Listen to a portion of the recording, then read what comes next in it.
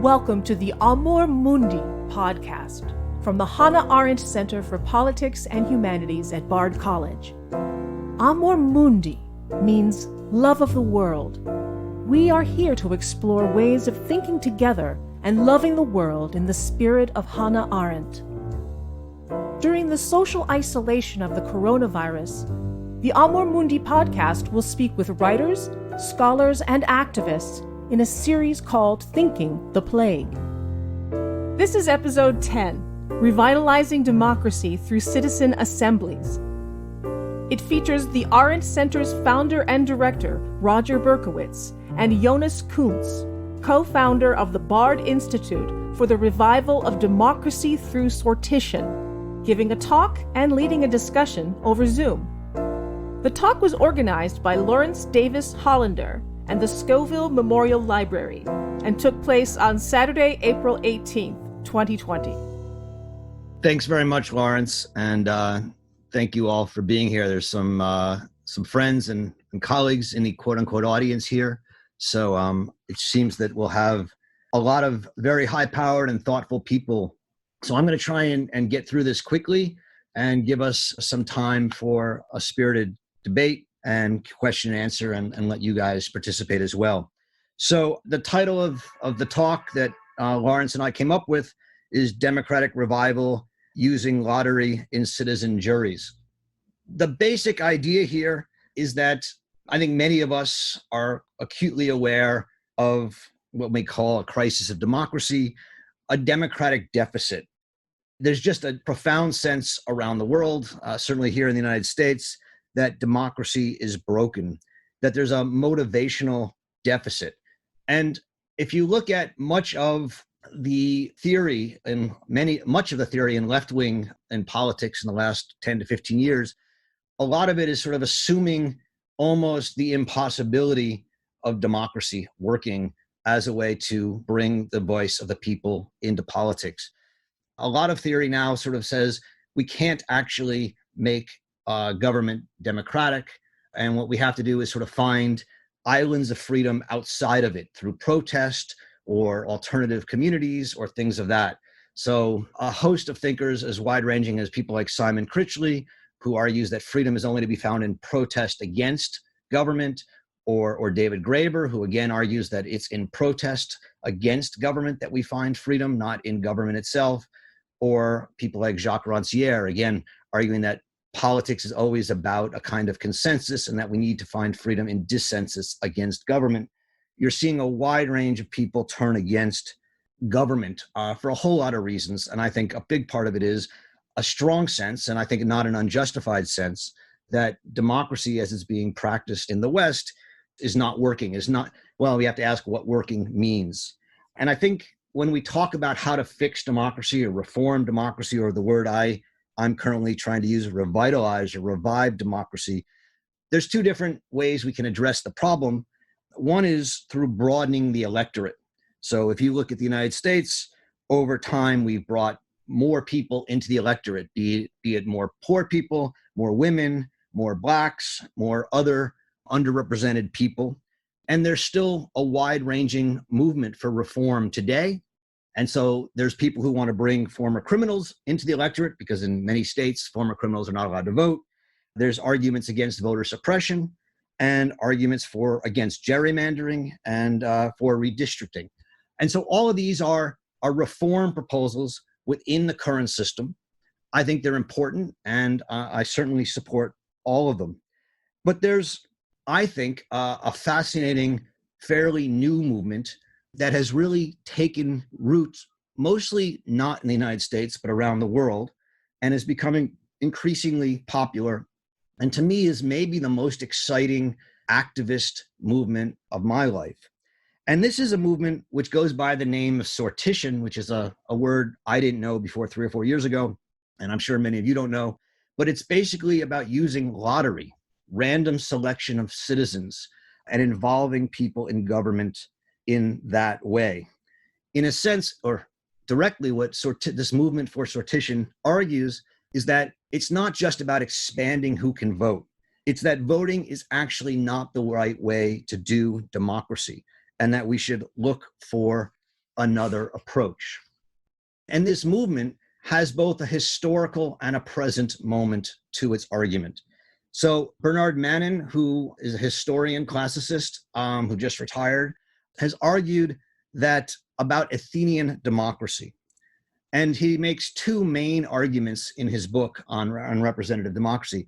The first one is that lottery was central to the Athenian democracy, that the difference between Athenian democracy and our current representative democracy is not that in the Athenian democracy, you had more people, direct democracy, and in our democracy, you have fewer people, a series of representatives. It's that the representatives we select are selected by election, whereas the Athenians selected their representatives by lottery. So this is a big argument. I think today, when we talk about representative democracy, many people say, oh, well, we have to use it because we can't have, we're bigger than Athens, so we need representatives. His argument is it's not about size, and it's not about, the many or the few. It's about how they're selected. And his second argument is that the use of lottery was not just an accident of Athenian democracy, that the use of lottery had reasons and was fundamental to the Athenian idea of democracy. That the Athenians had an intuition, he says, that elections did not guarantee the right kind of equality. And there are three arguments he makes about how sortition speaks to democratic values. The first is rotation in office. The second is a democratic distrust of professionalism or political professionalism. And the third is the idea of isagoria, the equal right to speak before the assembly. So just to quickly go through these, the first two, rotation in office and a deep distrust of professionalism, I think go together. There's a strong sense at the heart of Athenian democracy that you had to have a rotation in office. Aristotle articulated the idea that one of the forms of liberty is to rule and to be ruled in turns. There's not just rulers and ruled. Everyone should both be a ruler and be ruled. And this commitment to rotation and choosing representatives by lot stemmed from a deep distrust of political professionalism. And so this leads into the second argument. Every political job in Athens was performable by non-specialists, except for a very, very few, like military leader or something like that. The absence of experts, Manin writes, or at any rate, their restricted role was designed to safeguard the political power of ordinary citizens. The safeguards are necessary, he wrote, because the assumption was that if professionals intervened in government, they would inevitably dominate it. And so for Manin, what he's saying is that there's a deep conflict between democracy and professionalism. And I think this is really important today because if you want to understand a big part of the democratic motivational deficit today, or the critique of democracy today, I think a big part of it is a critique and a discomfort with an increasingly professionalized and elitist government. You see this on the right and also on the left. And I think it's deeply important that we understand that one of the supposed values of democracy is that anybody can actually rule and not a chosen elite. The third part is this idea of the right to speak in public, or isagoria. And for Manin, the point about lottery is that everybody has a right to speak. That's the value of it. And what he then goes on to say is elections only become a democratic idea in the 18th century with the French and the American revolutions.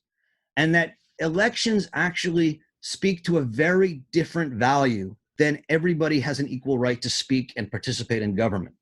The value that elections speak to is consent. And that representative democracy is structured on the value of consent of the governed as what guarantees legitimacy to government, not on the value of participation and equal right to speak.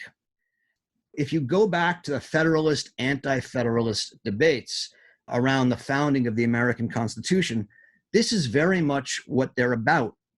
The Federalists, like Madison and Hamilton, argued that you need to choose representatives through election because election will choose the more wealthy and also therefore those people who, if they have vices, they're better vices than the poor. So Hamilton writes in a speech he gives in 1788 that virtue and vice are both in the rich and the poor, but the vices of the wealthy are probably more favorable to the prosperity of the state than those of the indigent and partake of less moral depravity.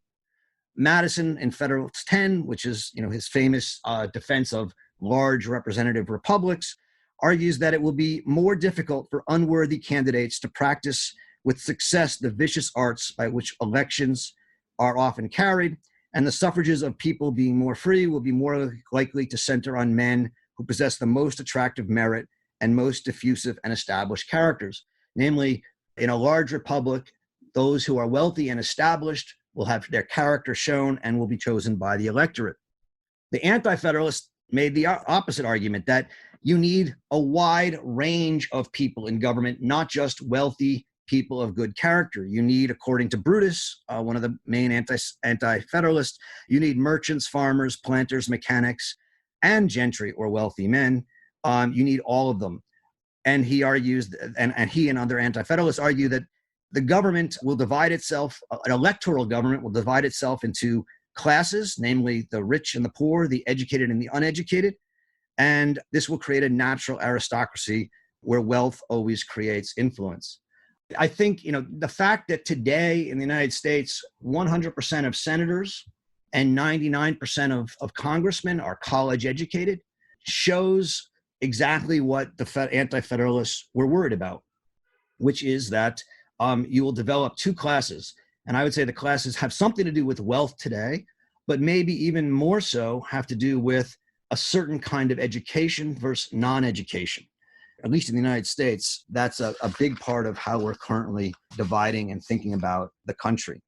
And so the question is, if elections are leading towards a class division, and by the way, Hannah Arendt argues in her essay on violence that in a way, the great divide of the modern period that leads people to feel disenfranchised is the increasing rule by a meritocratic elite. And that in her mind, the great class warfare is actually not even a class warfare. She calls it a race warfare between those who pretend to be intelligent and rule through claims of intelligence and those who they claim are unintelligent. And she says this will lead either to a tyranny of the elite or a kind of racial war against the elite by the uneducated. Again, not to say that that's happening, but I think you see that in much of our politics today. And so, as I said, given this critique of elections and consent as the base of our modern representative democratic system, a new movement is emerging, arguing that what we need to do is not simply reform elections and make elections more broad-based, but we actually need to bring back the principle of lottery, of a more widespread selection into our government. And this has emerged in a number of areas. On the one hand, you have people arguing for deliberative polling, like James Fishkin over at Stanford. And then the other is, and the one that we're talking about today, is these ideas of citizen juries. And around the world, you're starting to see citizen juries emerge, where not just like deliberative polling on the outside of government, but governments themselves are beginning to convene citizen juries. That means we use random selection to select a certain number of citizens with no educational or wealth or any other criteria, and we bring them in and we educate them in the sense of they can bring in experts, and we select some, but they select some, and there are, in a sense, advocates for different sides. And they meet, they learn, they read together, they talk, and over a series of weeks, they meet and come to a kind of deliberative conclusion. These are now being used all over the world. In the United Kingdom, a climate assembly is currently meeting where 110 people from all walks of life are gathering, and they are deciding how England should pursue its target of zero net emissions by 2050. 30,000 people were chosen at random and asked to apply or to be part of this citizen jury. 2,000 people volunteered, and 110 people were picked by a computer. A similar process, again on the climate, is going on in France, where 150 French citizens chosen at random have been brought together, and they are deciding how France should go about cutting carbon emissions by 40% before 2030. President Macron has said that whatever this citizen assembly decides will be brought unfiltered, that means unchanged by electoral representatives, to a vote of the French Parliament. In Canada, a number of cities, including Toronto, are using these citizen assemblies to make major decisions now. In Melbourne, Australia, they're doing it. And in many ways, the sort of first large-scale use of these citizen assemblies to bring in unelected, randomly selected people to be educated and learn on themselves and deliberate and make decisions goes back to an experiment in Ireland around 10 years ago in 2010, where the Irish Constitutional Convention brought together people to propose changes to the Irish Constitution. I have, as I said, been educated about this idea of sortition by a number of people, but predominantly by some of my students, two of them, particular Jonas Kunz and Hans Kern, who have started a group that the Arendt Center runs called BIRDS, the Bard Institute for the Revival of Democracy Through Sortition. And Jonas actually has worked a bit on the Ireland case, and I think he's here. Jonas, are you here? He was going to give a presentation on the example of Ireland, and then we'll open up for questions. Jonas, are you on? Yeah, can you hear me? Yes, I am. I'm going to share your slides. Is that all right? Okay, so like you rightly said, one of the big examples for sortition was the Irish Constitutional Convention. This picture is from a referendum that came after the Citizens' Assembly, and this referendum was on repealing the Eighth Amendment, which essentially said that it was a referendum on abortion. The Eighth Amendment essentially said that the life of the mother and the unborn child were equal. And the referendum, the repeal of the Eighth was approved with 66%, and there was a turnout of 64%. So the Citizens' Assembly, like you said, came out of the Constitutional Convention. So after the crisis in 2008, the financial crisis, it came in Ireland with a crisis in democracy. And then they kind of ordered the Constitutional Convention, which was essentially a random selection of 66 citizens and 33 politicians that would together debate different topics. And one topic that became famous was the topic of marriage equality, which the Constitutional Convention in that case advised the government on creating marriage equality. And from that on, we again had a referendum in Ireland, which was approved. So the way this works is that it came out of the executive assembly, the Citizens' Assembly, using administration. The Citizens' Assembly again gave a kind of a recommendation back to the executive, and the executive then created a referendum out of this. So the way these referenda, these Citizens' Assemblies work, so this is in 2014 now, this is the Citizens' Assembly. The idea was that you would have, in this case, we had 99 citizens chosen at random. They were stratified for age, location, and gender. So that it wasn't a completely random selection, but a stratified random selection. The participants heard inputs from expert inputs on the topic, evidence-based inputs. The idea here was just numbers, and subsequently were allowed to deliberate over 5 weekends in a row. The deliberation took place in a way that the 99 people were then separated into smaller groups, and these smaller groups were also rotated through. The idea here being that if you have a smaller group, you will eventually have some person at the table that will dominate the conversation. And by rotating this through, the idea was to kind of level this out.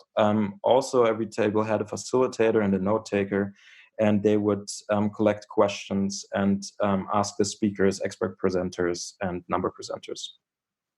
Okay, so these are measures of satisfaction within the process, and they're kind of interesting because one of the big challenges is this a fair discussion for everyone involved, right? These are people from all walks of life.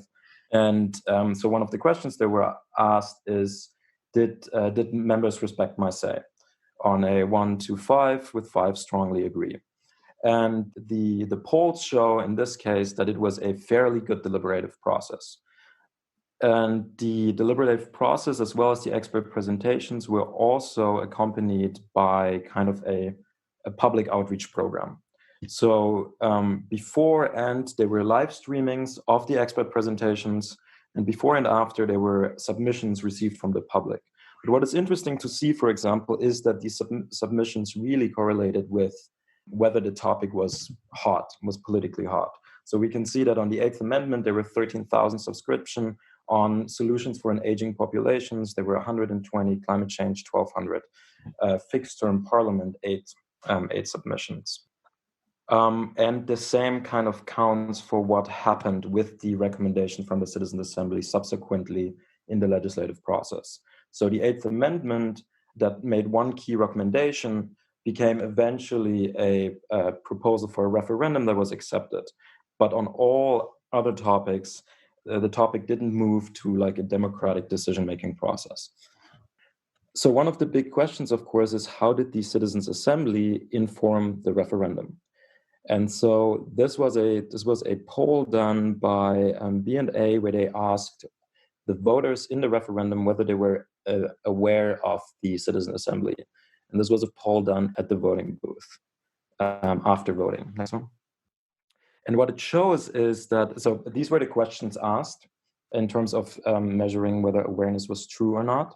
And the poll was that whether these were randomly selected citizens, right? Whether the people actually knew about, to some extent, what the Citizens' Assembly was about, how it was convened, what the idea was.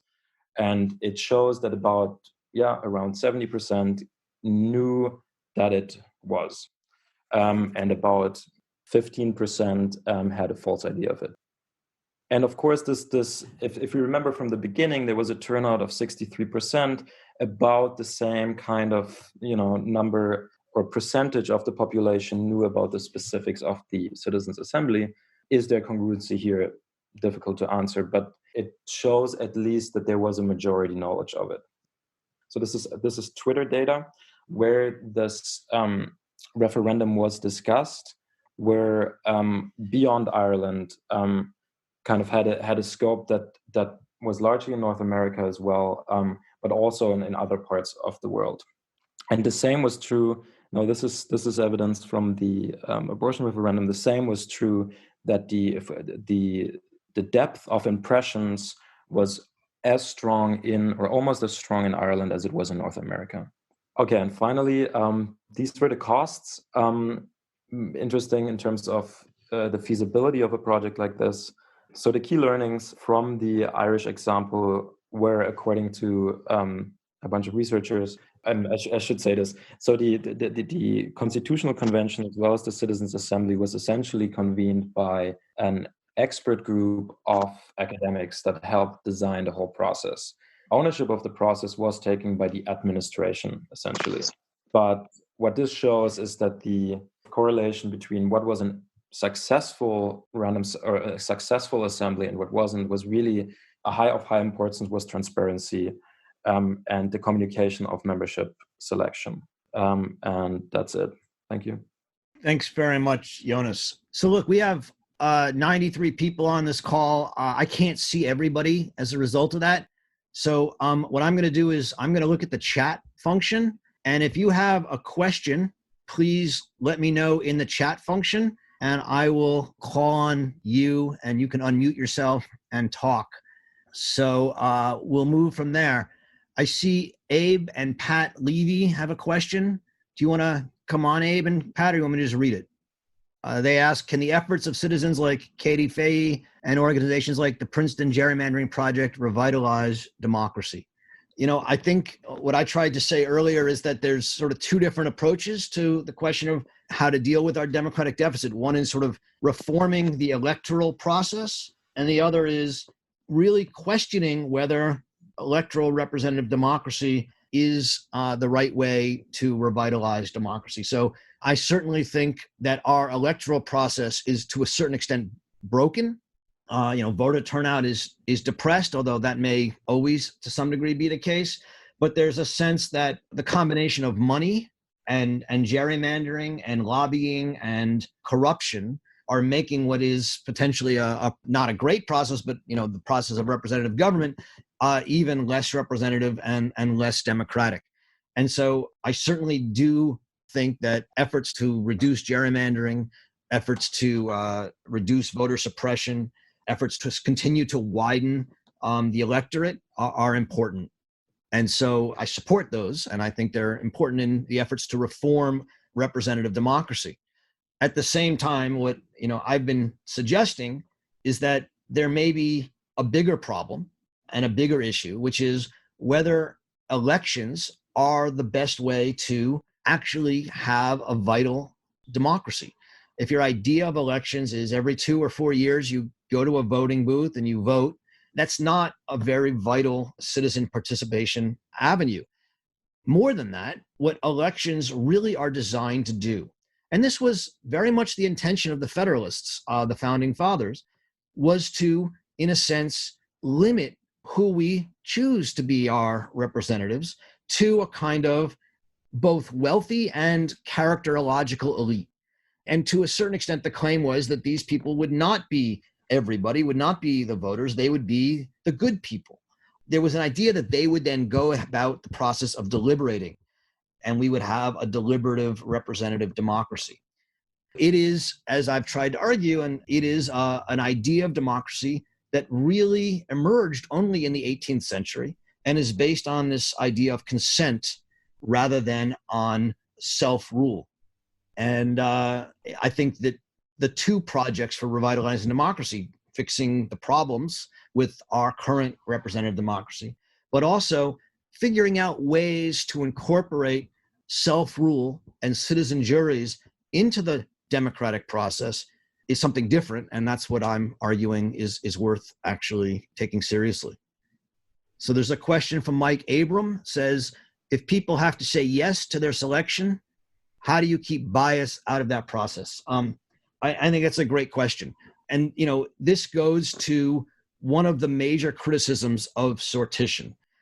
I think when people first hear about sortition, one of the criticisms I had originally, or in my in my thought was, well, aren't there some people we don't want participating in government and in these processes? And when you look at the history of lottery and sortition in both ancient Athens and in the Republican city-states in Italy, where a lot of this was worked out, and they had elaborate methods for sortition, in every case, there were certain ways to limit the people who were then picked by lottery, either by having them volunteer or having them be of a certain status or certain place in society. And so, this question that Mike Abram is asking is, well, isn't it not fully representative? And, I think the answer is yes, it's not. And you could have a choice. You could go to the route of juries, right? And basically require everybody to serve and not have them volunteer. And I think that's one legitimate way to go. And another is to say, look, you have to have people who are willing to do this and want to. I don't have a strong sense yet of which is the right way to go. I happen to like the current jury system in the United States. I think it's a great model. And I see no reason why we couldn't, if we were to get serious about it, use the same jury system selection model for juries as we would for citizen juries. Of course, there's problems with juries being potentially biased in the selection as well. I don't think you're going to ever get fully free of bias. I don't think that's the argument we want to make. The argument is that you're bringing a much wider, non-professional, non-elected group of people into the deliberation process. If anyone feels the need to interject, I'm happy to have you unmute yourself and interject. I just don't want to free-for-all because we have a lot of people on, but I'll go through the questions if you want to interject. Can I ask a question? Rob, yeah? It reminds me of the kind of definition of what freedom is. There's kind of a positive freedom where you as an actor can do what you want. And by doing that, you have consent. It kind of attends to the current way of representative democracy that we have. But there's also another sort of freedom, which is not being coerced by an external force. And it seems that our current representative democracy is controllable in some way. It's a process that can be controlled. The more it can control, the more that we can actually agree to consent, but also the more to the fact that we can be controlled as a coercive force. And it seems that adding some kind of random selection process kind of tends to that second form of freedom, where no one can control a random outcome. No one can control a random outcome? Well, you can't predict a random, like if it's random, then you can't control who's going to be a part of that group. Yeah, I mean, I think that's right. The premise of consent is that we should only be governed by those who we select. The premise of sortition or democratic sortition is not that we should only be governed by people we select, but we should all have the capacity to be involved in government and also be ruled by those who are involved in government, and that the legitimacy of government comes from the fact that everyone can be both a ruler and ruled. I think it's just a different idea of where legitimacy comes from. What you see is in the 18th century, consent almost without debate. I mean, that's the amazing thing about it. There was just the only place where you really see the debate happen, and that's why it's so fascinating, is in the Federalist, Anti-Federalist paper debate.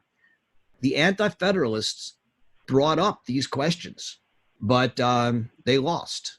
And that's why it went in the direction that it did.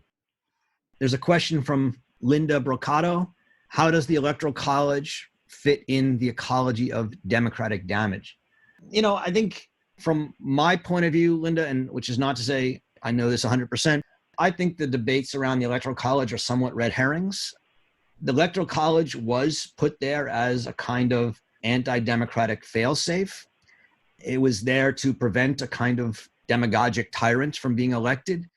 Either we believe it's an important anti-democratic failsafe and we should resurrect it in some way, or we believe in pure electoral democracy and we should get rid of it. What we've currently done is sort of just kept it, but it doesn't have much role anymore. I mean, at least in the electors idea, in the idea of picking it through the states instead of a national election, that's obviously was put in for different reasons to prevent the rule by urban centers as opposed to rural centers. And I think right now, people in urban centers are unhappy with it and people in rural states are happy with it. I think that's more of a question. It's a good question. It's just not, to me, it's another question of how do you reform our current system. I'm happy to hear people disagree with me on that. I've just never thought that was the main issue. From Jessica, I do not wish to come on camera. That's fine. My question is, are there currently any American politicians or advocacy groups who support lottery elections? Do you see America ever adopting it? I would predict a lot of skepticism from Americans. Hans and Jonas, do you want to answer that? Sure. There are a couple of advocacy groups, but nothing mainstream. Extinction Rebellion is pushing for it here in Europe, at least that's big. But in the US, it's the Center for Deliberative Democracy at Stanford and the Jefferson Center. In Canada, however, there is Mass LBP who are doing excellent work on this and are actually quite established. I'll add to that, which is I've been working a lot with David van Leybroek, who's a Belgian writer who's done as much as anybody to popularize the idea of lottery government. He has a book that was translated in English called Against Elections, which I recommend to people interested in this. We're going to be having at the Arendt Center, it's supposed to be in October. We'll see if we have to reschedule that because of the whole sheltering in place. If we do reschedule it, we'll probably reschedule it to March, but David will be one of our keynote speakers. We'll also have people from Jane Souter, who was active in the Ireland sortition movement, people from Mass LBC or M, I forget it, in Canada, and other people active in this. And one of the things that our conference is going to sort of ask is, why is it that this movement for sortition has become somewhat mainstreamed in many countries in Europe, in Germany, in Belgium, now in France, in the UK, in Canada, in Australia, and yet in the United States, almost nothing. And so, our conference is going to be one of the first major conferences about this question, and it's partly designed to create some interest in it in the United States. But you asked, Jessica, also whether we think it will have any interest. I would assume that it would. This idea of an anti-elitist citizen activist way of bringing voices into government strikes me as something that's deeply American in some ways. And I'm interested to hear why you think there'd be so much skepticism. You may be right, because of all the countries that are engaging in it right now, the United States is not one of them. And maybe I'm missing some reason why. Jonas, this is a question for you. Could you clarify the process from academic experts to the role of the administration you mentioned? Sure. Yeah. So before the Constitutional Convention, which was assembled in 2010, kind of amid the crisis from 2008, there was an advocacy group for sortition around David Farrell, essentially, from the University of Dublin. And they went around the whole country and started talking about this idea, and eventually were called in by the Constitutional Convention to present a prototype of how to do a random selection. So and David Farrell ended up being the head researcher of both the Constitutional Convention and the Citizen Assembly, I think, with having a lot more research leeway in the second time. So there was this kind of academic steering committee or leadership around it. Yeah. Great. Steve asks, have any examples of deliberative juries been given any decision-making power as opposed to advisory capacities? I think there's a lot of different experiments going on, Steve. One is citizen budgeting, which started, I think, in Brazil and has now come around the world. And I was even involved in a citizen budgeting experiment in the United States, in New York.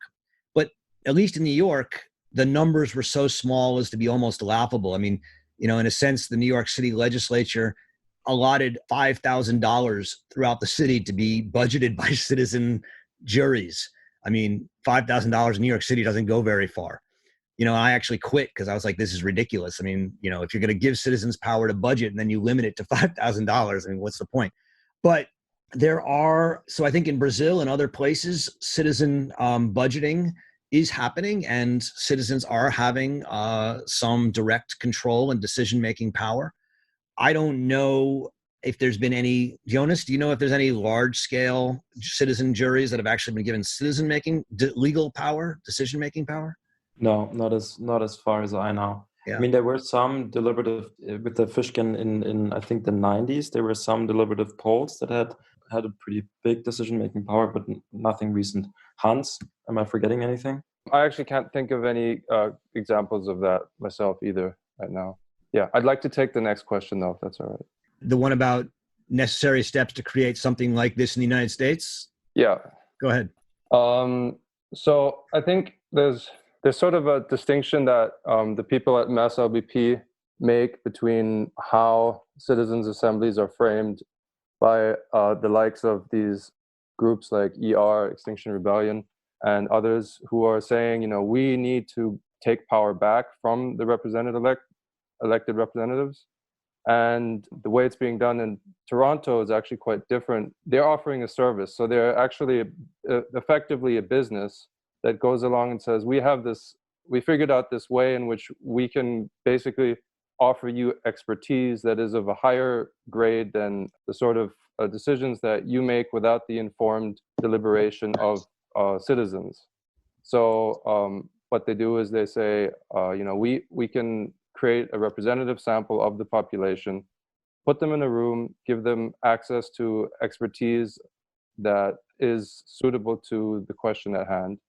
And then we'll furnish you with recommendations that will be of use to you as whether it's a government agency, a council, or even a private hospital or something like that. They want to know how do we dispense our budget properly, and there's a sort of an acknowledgement of the fact that that needs to be really made, which is that this is a offering. It's a token of sort of a bridge that we can build to our representatives, at least the ones that are willing to listen, who are looking for a better reading of the will of the people. Yeah, so I think their framing is very useful in trying to understand how it could be put forward, not as something that polarizes and intimidates people, politicians, and makes them think that they're just being sort of, power is being taken away from them and they're being forced to become accountable to citizens. and instead that this is a way that they can make better decisions. Thanks. I want to add to that and also pull in a question from Shayla Ben-Habib, professor at Yale, who asks, I'm in favor of democratic experimentalism in the sense of John Dewey, but I think it is naive to want to eliminate the electoral process altogether in large and complex differentiated societies. In some institutional contexts, sortition would work, civil society, associations, universities, town governments, etc. So just to answer also the earlier question, again, and add on to what Hans said, I don't think in the United States there's any chance of this idea becoming legislative, at least not on a federal or state level. We have federal and state constitutions, which clearly give legislative authority to Congress or the legislatures, and administrative authority to the president or the executive. I think, as Hans was saying, and Jonas has said, the chance here is that governments may feel the need to or the desire to convene such bodies, not so that they have legislative power, but because they will bring more voices into the system. One could be simply a legitimating function, but also they would broaden the number of people and the kinds of people that are engaging in a debate, but also through a deliberative model. I think that's the key to understanding a lot of what makes this powerful. It's that you bring people together and you actually let them meet and talk to and learn from experts, but then also over a series of weeks or months, meet together and deliberate together. And that model, which is then publicized and talked about, to me is an important addition, not only to the lawmaking process as an adjunct to it, but to our public image of what it means to do politics. I think that this would be enormously valuable to rethinking political debate, deliberation around the world, but I think in the United States. I don't know if you want to say anything more about that, Shayla. I'm happy to have you jump in. Thanks, Roger. Great to be here. And I'm so happy that you organized this. I just want to add just a factual point. My colleague, Helene Landemore at Yale, has written a book called Democratic Reason, where in fact in Iceland, they had, I think, a citizens' assembly of about 950 people or so. They were going to consider aspects of the Constitution.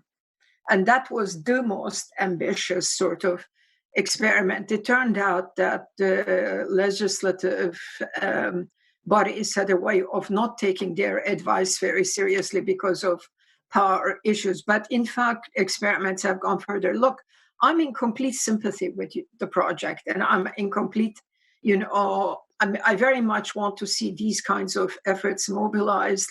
Maybe also because for so many young people, the defeat also of Bernie Sanders and all these utopian energies, they're going to go nowhere unless we can also introduce some new ideas and possibilities of having voice. I mean, my only remark here would be, is there a distinction between questions of principle and questions of policy, so that citizens' assemblies don't get bogged down on issues of policy, which do involve expertise? I mean, in Ireland, it was about the abortion question, which is a principal question, same-sex marriage.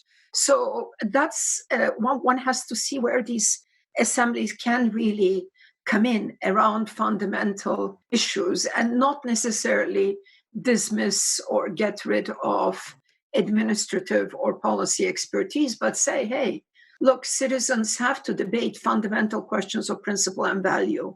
And we have, and this is ours. This we don't want to give to technocrats or bureaucrats or something. Thanks, Shayla. And, I will say that two of the most interesting citizen assemblies going on right now, I mentioned in my original talk, are in the UK and France on climate change. Now, climate change is one of those issues that some people would say needs to be done through experts and administrative technical elites because it's complicated and it's scientific and things like that.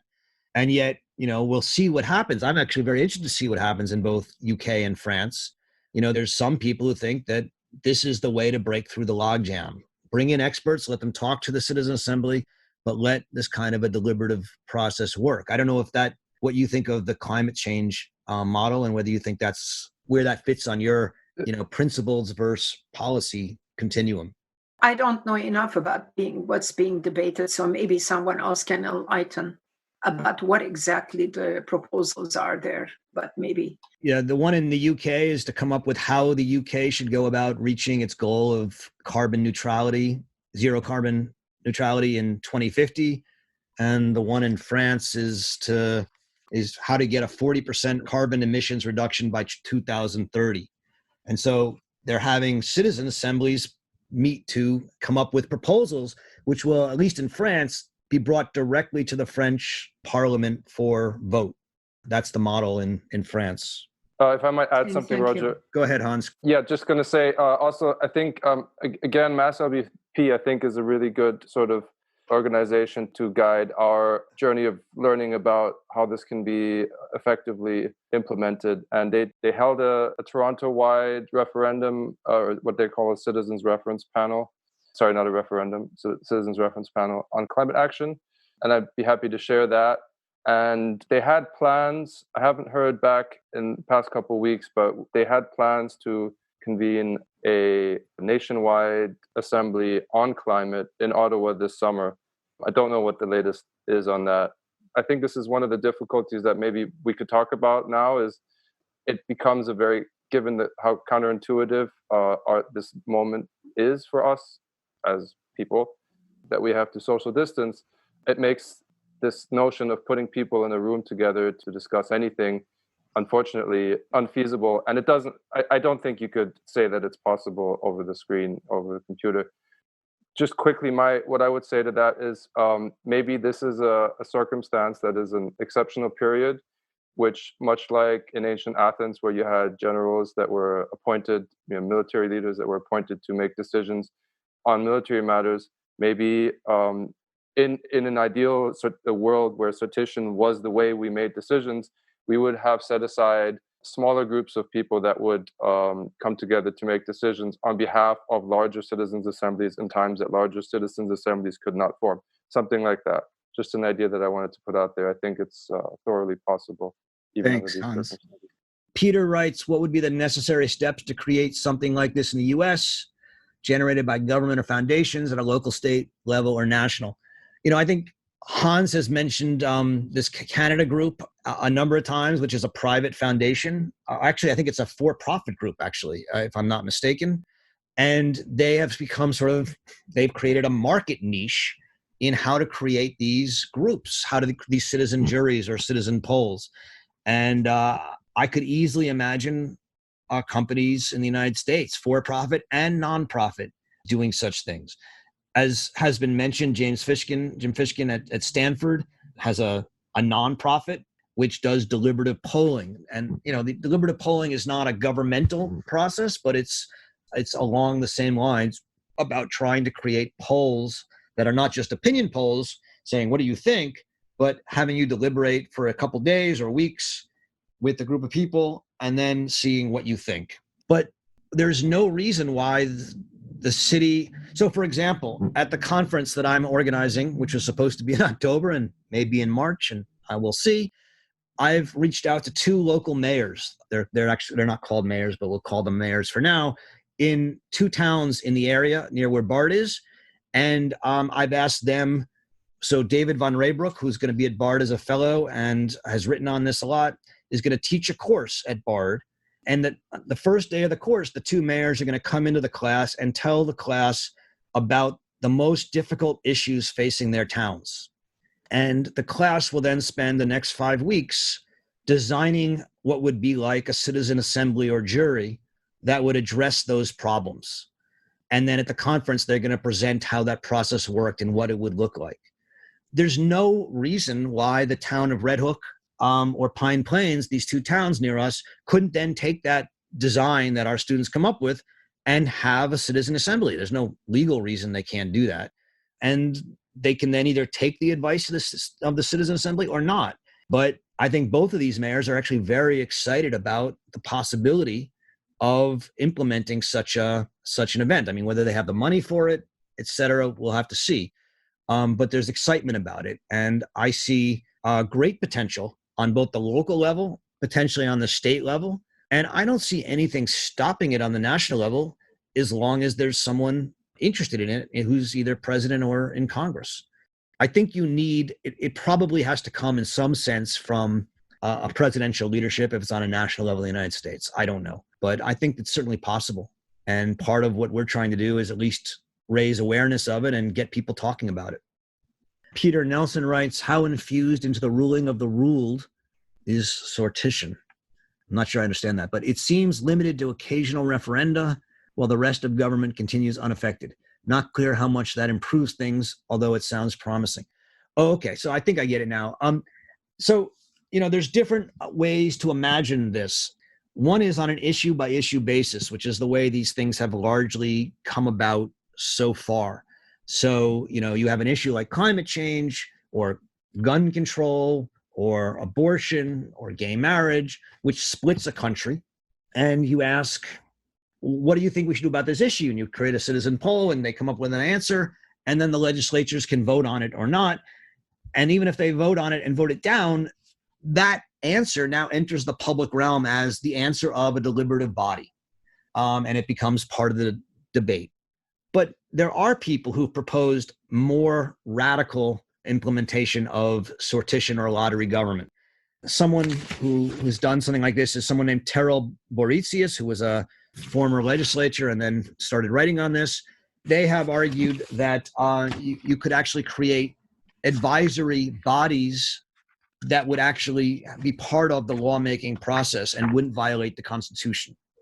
And you could even create the Congress. Let's say the House of Representatives wanted to, they could fund and invoke a citizen assembly every year and say, every year a citizen assembly should meet and pick 3 to 5 issues that they would like Congress to address.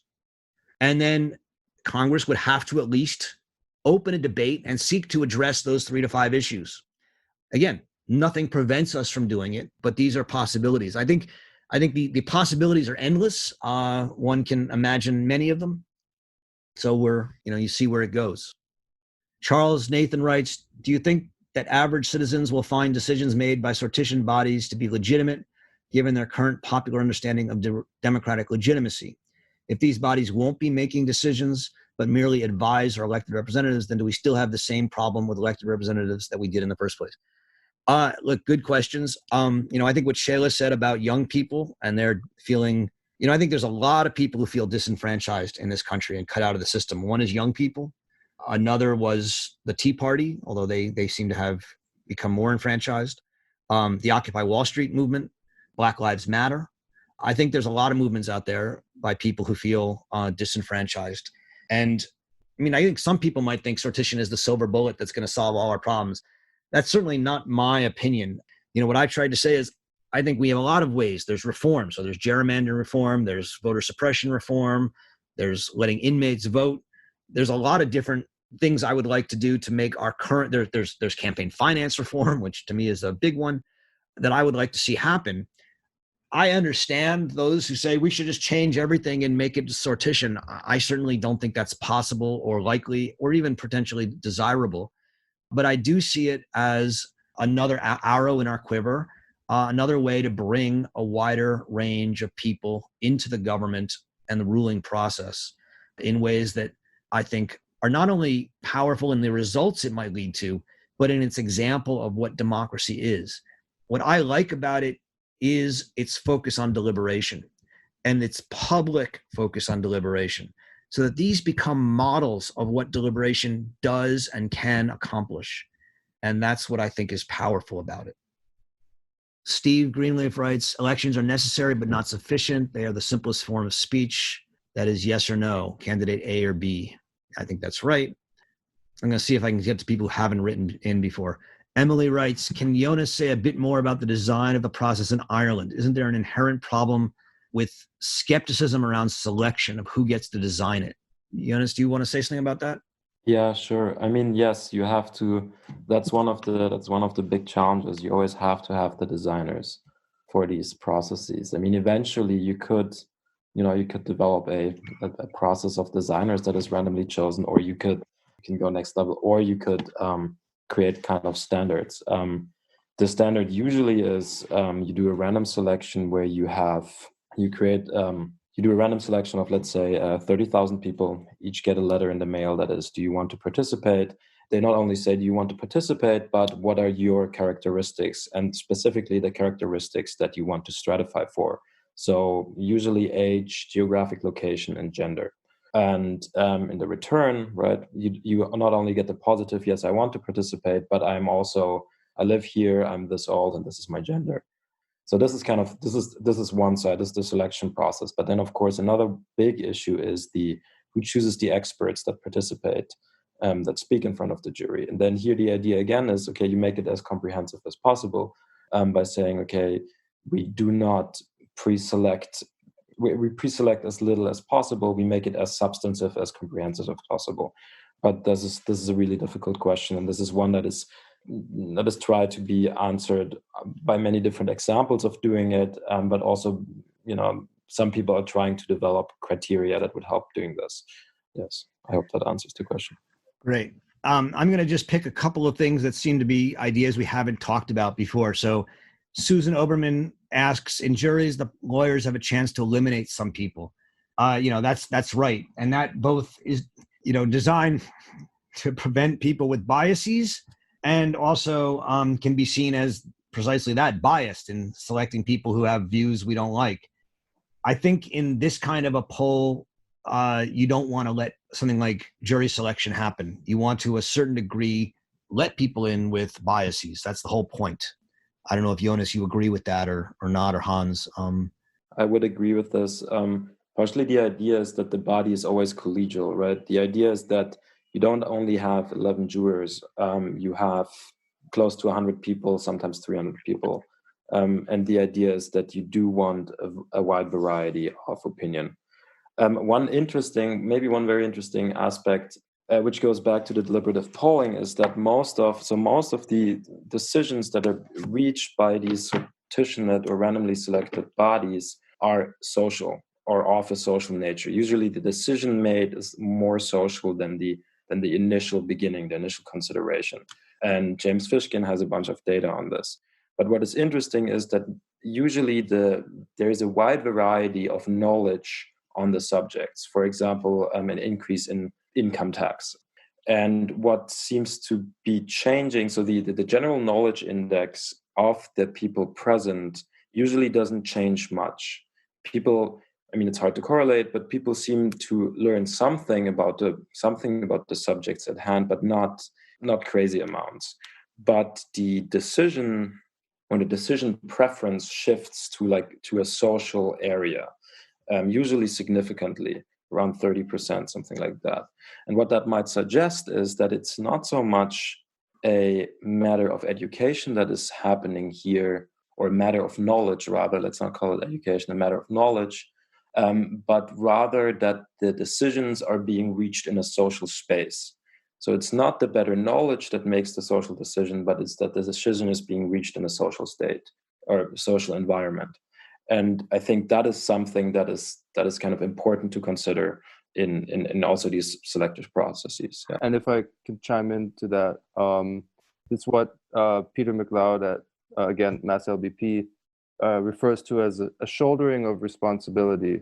So at the beginning of any kind of session where you have freshly convened, a group of randomly selected members of the public, the first thing that he will do is make people aware of the fact that they're taking on a responsibility. So they're not just there as embodying their own interests and needs, but on behalf of the proportion of the population that they are a demographic sort of sample of, in a sense. So if you're there on behalf of 100 people, that means that you're not thinking just for yourself. You're thinking for 100 people, and you don't know how their views may differ. So there's a real shift that you undergo as a person who is previously disenfranchised. You had your own opinions, but they didn't really have any import in the public sphere. And now you enter this space, and all of a sudden you have responsibility. And with that really comes this sense of, wow, this is much more important. This goes beyond me. It's a civic duty And he says that this shouldering of responsibility is actually something that people really enjoy. And it makes for a much, much better kind of form of exchange of ideas than disenfranchised discussion. Thanks, Hans. Does anyone want to alert me to their question and raise their question? Hey, Professor Berkowitz, Scott McLean, how are you? Good, Scott. How are you? Good. Yeah. As you know, I'm all for Joe the plumber getting a voice. So from that standpoint, this is kind of exciting from my standpoint. And I also realize that there are ways this can be used, on a smaller scale. But I do have a couple questions, maybe to Jonas or whatnot. Number one, how do you prevent tyranny of the majority? So, for example, with the referendum on Brexit, as soon as it passed, everybody wanted a new referendum. And then, if they had a new referendum, probably they'd have another, a big call for another referendum. So it seems to me like on big issues, like let's say you had 30,000 people deciding something really controversial, like let's say abortion or affirmative action or something like that, let's say it was 15,000 and 2 for and 14,998 against. It seems like you'd almost have to table it. It seems like you would need to have a supermajority to really make it legitimate to protect against, people wanting an immediate recall. And I also realize this is very preliminary, but has there been any thought given to that? Well, I'll just say quickly, Scott, as I think we've all said, the premise here is not mass democracy. It's not 30,000 people. In fact, the whole premise, as I understand it, of the move to sortition is not based on bringing the many into government, but to bringing deliberation into government from people who are not selected by election, which usually creates a limited group of people, but selected through sortition. I don't know, Jonas, do you want to say anything to that, or Hans? Yeah, I guess I would say that, I think it's more a question of creating a space that is representative of the wider majority, not majority, but of the population at large, and ensuring that this majority of which you rightly say there's the danger of them becoming tyrannical or making decisions that override very important minority needs maybe, or interests, is that you have this very good process that is robust in producing decisions that are in the best interest of the population at large, of the largest kind of range of the population that you could hope to make decisions on behalf of. And the reason you will have the approval of the population at large is because they see that the process agrees with the principles of democracy insofar as they are being proportionally represented. So that means that there is someone who represents their income range and their gender and their orientation with regards to this, that, and the other. And then they trust that the decisions that are made are then sort of better than the ones that they would have made without having gone through this process of becoming informed and exposing their views to the views of others, and then this kind of formative process. And I think that's really important. Like, something is really created through this. Yeah, I agree with all that. I would say, like, and I also realize this is advisory and not binding, but, a representative might take these results and use them as binding. And my only concern is I don't think that, and I'm just thinking of laws or whatever that I disagree with. If 60% of Americans agree with a different law, I just suck it up and say, hey, that's a supermajority, that's 60%. And I think our founding fathers put in some of those checks for a supermajority. And I would just be concerned on a really close affirmative vote when it's, 50.001% to 49 point so-and-so, basically making a big decision based on that, because I don't really, I think there's some dangers there. But overall, I think I'm really interested in learning more about it. Yeah, sounds good. And I agree. I mean, that's always a thing to look out for, I'd say, in any process. All right. Thanks to Jonas and Hans for working with me here. And Larry, do you wanna take over? Well, there's not much to take over. Just thank everyone for coming and participating, and obviously thank you, Roger. And love to have you back, maybe in person someday, if feasible. That would be nice. And just thank everyone, and stay safe, be well, and have a great rest of the weekend. Thank you all. Thanks, Larry, for making this possible. It was a good group. Bye, guys. We hope you have enjoyed this conversation with Roger Berkowitz and Jonas Kunz. If you enjoyed listening to this edition of the Amor Mundi podcast, please visit us online at hac.bard.edu and click subscribe to find podcasts, original writing, videos, and more, all delivered twice a week to your inbox. It's bold and provocative thinking in the spirit of Hannah Arendt, and it's free. To learn how to become a member of the Hannah Arendt Center and support our work, just click on Join HAC.